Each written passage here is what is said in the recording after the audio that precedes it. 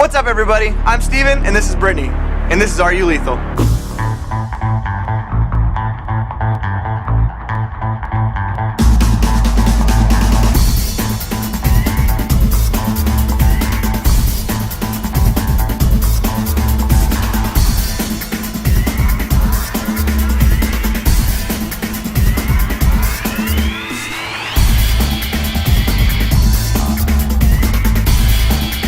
Welcome everybody to the show that reminds you that there's something redeemable about the internet.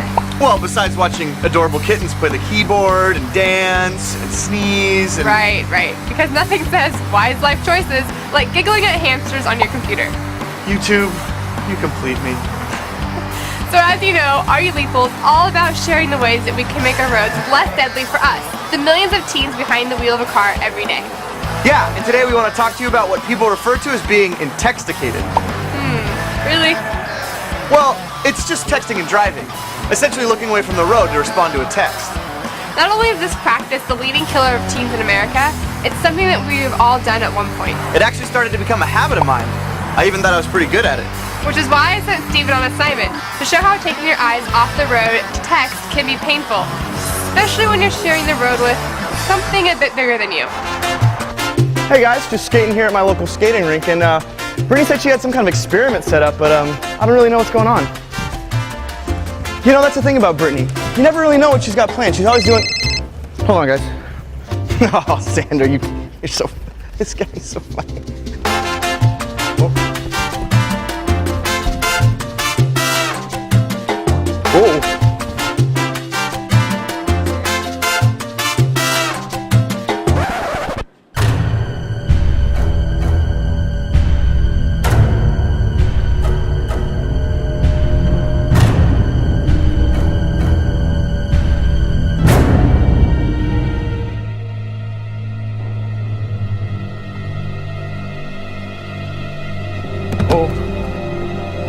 Oh.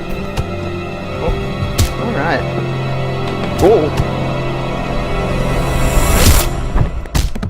Oh, painful. Pretty much. I basically came away from that experience not texting and driving for two reasons.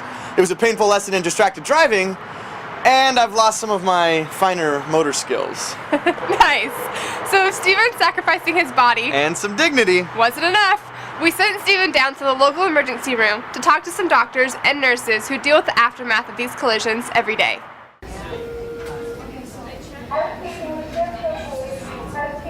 Car collisions are the #1 cause of injury in teens. Hands down, the most common reason is distracted driving. If they just were paying attention, weren't distracted, they would never be here. They hit the steering wheel going 60 miles an hour.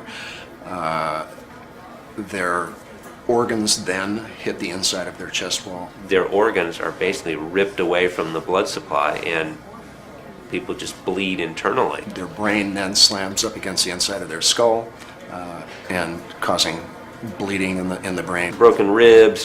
Broken backs. Head trauma, neck trauma, chest trauma, abdominal and pelvic trauma. They can lacerate their spleen, their liver. Some spinal injuries that are just devastating. They immobilize them completely. They put a collar around their neck. Typically come in on a backboard. Basically, they're tied down so they can't move at all. There'll be a trauma team here to greet them.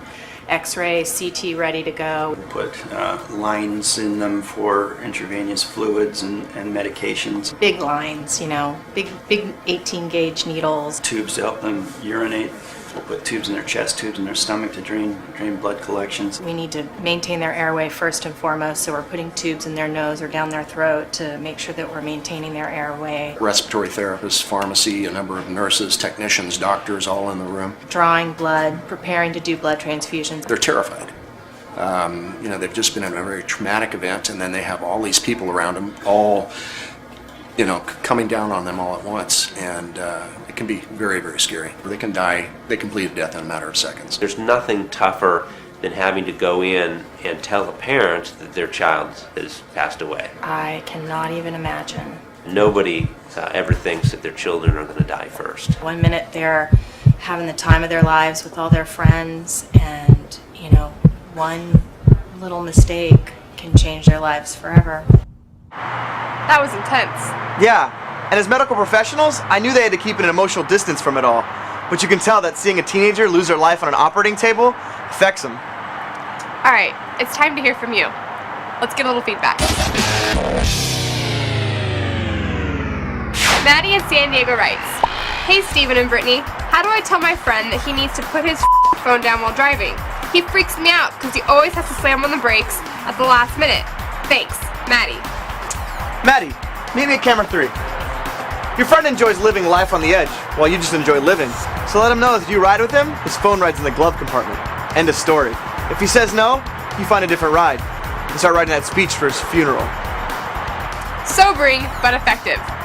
And I have a question. Yeah? Do you really keep gloves in your glove compartment? Oh, I'm sorry. Should I call it a chocolate compartment like your car? Better. Anyway, share this with your friends, family, loved ones, and enemies.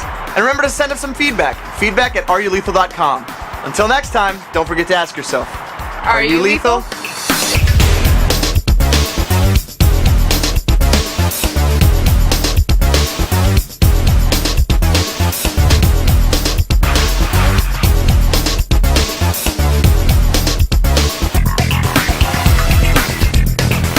But you can tell that seeing a teenager lose their life on an operating table, it affects them. Anytime. Oh, come on, rookie! I just nailed like 10 hours of... You couldn't do one line? Yeah, and Gibraltar.